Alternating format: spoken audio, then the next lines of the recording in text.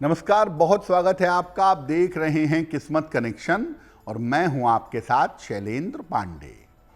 देखिए, ज्योतिष का सबसे छोटा और सबसे प्रभावशाली ग्रह है मरकरी यानी बुध। अगर बुध आपकी कुंडली में शुभ स्थिति में नहीं है तो वो किस तरह की समस्या दे सकता है और उस समस्या का समाधान क्या होगा, आज इस विषय पर बात करेंगे। देखिए, बुध की बहुत सारी अशुभ स्थितियां हो सकती हैं, लेकिन हम आपको 3 विशेष अशुभ स्थिति के बारे में बताएंगे। पहली अशुभ स्थिति है नीच का बुध, यानी कुंडली में जब बुध मीन राशि में बैठा हो, जहां कुंडली में 12 नंबर लिखा है, अगर वहां बुध भी लिखा हुआ है तो बुध मीन में है और नीच राशि का है। अगर बुध नीच राशि का है तो बुध के शुभ प्रभाव में कमी आ जाती है, और बुध अगर नीच राशि का है तो ऐसे लोगों को मानसिक उलझन और तनाव की समस्या बनी रहती है। जिनका बुध नीच का होता है, सामान्यतः ऐसे लोग अपनी बुद्धि का सही प्रयोग नहीं कर पाते और ऐसे लोगों को त्वचा की समस्या और कान नाक गले की समस्या भी हो सकती है। अगर आपका बुध नीच राशि में है तो सामान्यतः ये आपके बुद्धि को, आपके ज्ञान को और आपके एजुकेशन को प्रभावित कर देगा।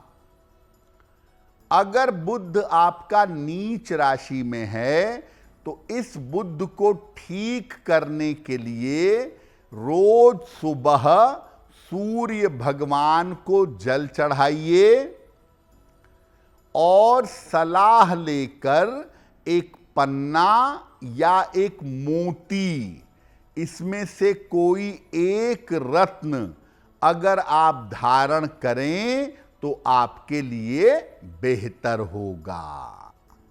अब आपको बताते हैं बुध की दूसरी अशुभ स्थिति के बारे में। बुध अगर सूर्य के निकट आ जाता है तो अस्त हो जाता है, और ये बात याद रखिए कि सामान्यतः 60 से 70% मामले में बुध सूर्य के बहुत निकट होता है। इसलिए जितने ग्रह अस्त होते हैं उसमें सबसे ज्यादा बुध अस्त होता है। अगर बुध अस्त हो गया तो बुध की सारी शुभता नष्ट हो जाती है, और अगर बुध की शुभता नष्ट हो गई तो व्यक्ति की बुद्धि और वाणी की शक्ति कमजोर हो जाती है। बुध अगर अस्त हो गया तो व्यक्ति को नाक और कान की समस्या काफी परेशान करती है। बुध अगर अस्त हो और चंद्रमा पर जरा भी नकारात्मक प्रभाव हो तो आदमी घनघोर डिप्रेशन में जाता है, अवसाद से बाहर नहीं निकल पाता, क्योंकि बुध अवसाद कंट्रोल करने वाला प्लेनेट है।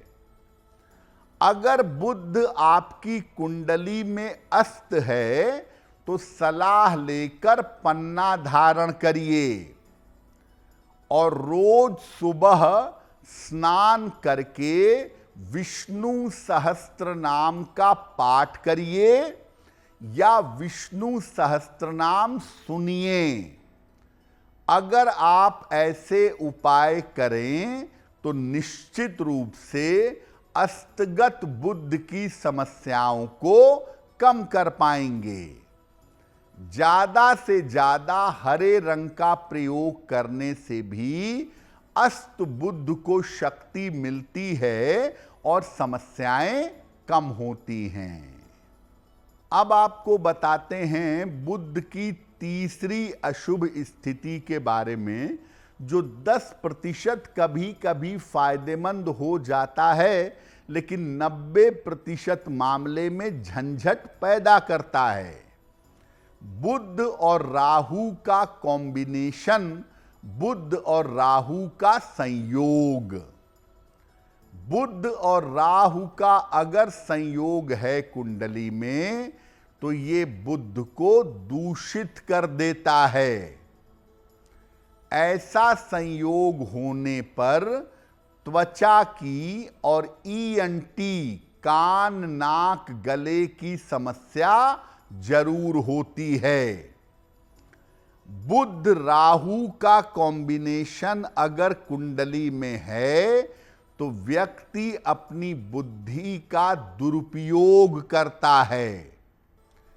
ऐसे लोग छल करने में, प्रपंच करने में और धूर्तता करने में संलग्न रहते हैं। बुध राहु वालों के जीवन में आर्थिक उतार चढ़ाव बना रहता है। ये कोशिश करते हैं कि कोई ऐसा रास्ता मिल जाए जिससे अचानक से बहुत पैसा आ जाए, अचानक से जिंदगी बहुत बेहतर हो जाए। इनको अपने खान पान का और अपने जीवनचर्या का, रूटीन का ध्यान रखना चाहिए, क्योंकि बुध राहु वालों का खान पान भयंकर दूषित होता है। एकादशी का उपवास अवश्य रखना चाहिए। महीने में 2 एकादशी आती है, दोनों एकादशी का उपवास रखें। रोज सुबह और शाम बुध के मंत्र का जप करना चाहिए। ओम बुम बुधाय नमः, ओम बुम बुधाय नमः, इस मंत्र का जप करना चाहिए। और अगर बुध राहु का कॉम्बिनेशन है, बुध राहु का संयोग है, तो पन्ना धारण करने में सावधानी रखनी चाहिए।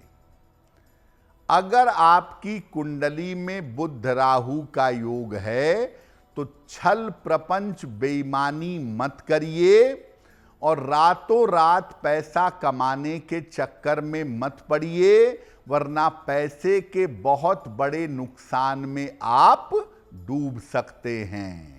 तो आज हमने बात की कि अगर बुध की स्थिति आपकी कुंडली में अशुभ है तो उसके प्रभाव जीवन पर कैसे पड़ेंगे और उसके प्रभाव को कम करने के उपाय क्या हैं। अगर आप मुझसे जुड़ करके अपनी समस्याओं का समाधान चाहते हैं और चाहते हैं कि आपकी समस्याओं को ज्योतिष के माध्यम से सुलझाया जाए, तो आप हमसे संपर्क कर सकते हैं, जुड़ सकते हैं एस्ट्रो तक पर।